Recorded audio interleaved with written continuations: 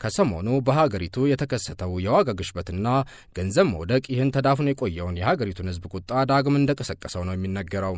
የምዕራባውያን ማዕቀቦችና የ12 ቀናቱ የኢራን እስራኤል ጦርነት ተዳምረው ቴሄራን ከፍተኛ ኢኮኖሚያዊ ቀውስ ውስጥ መግባቷ ተሰምቷል። የኢራን ገንዘብ መውደቅን ተከትሎ በሀገሪቱ ያለው የዋጋ ግሽበት 42 በመቶ ጭማሪ ማሳየቱ የሚነገር ሲሆን ኢራናውያን የዕለት ተዕለት ሕይወታቸውን መግፋት እንዳቃታቸውም ይነገራል። የምግብ ዋጋ 72 በመቶ ጭማሪ ሲያሳይ ከጤና አገልግሎት ጋር የተያዙ ነገሮች ደግሞ በ50 በመቶ ጭማሪ ማሳየታቸውን የተመላከተው። በሌላ በኩል አንድ የአሜሪካ ዶላር 1.4 ሚሊዮን የኢራን ሪያል መመንዘር መጀመሩም የሀገሪቱን ኢኮኖሚያዊ ሁኔታ መባባስ ማሳያ ተደርጎ ይጠቀሳል። ይህንን ተከትሎም ላለፉት 4 ተከታታይ ቀናት በቴሄራን የጀመረው ህዝባዊ ተቃውሞ እንደ ኢስፋን፣ ሺራዝ፣ ማሻድ፣ ሐምዳንና ቄሽም ወደ መሳሰሉ ከተሞችም ተዛምቷል።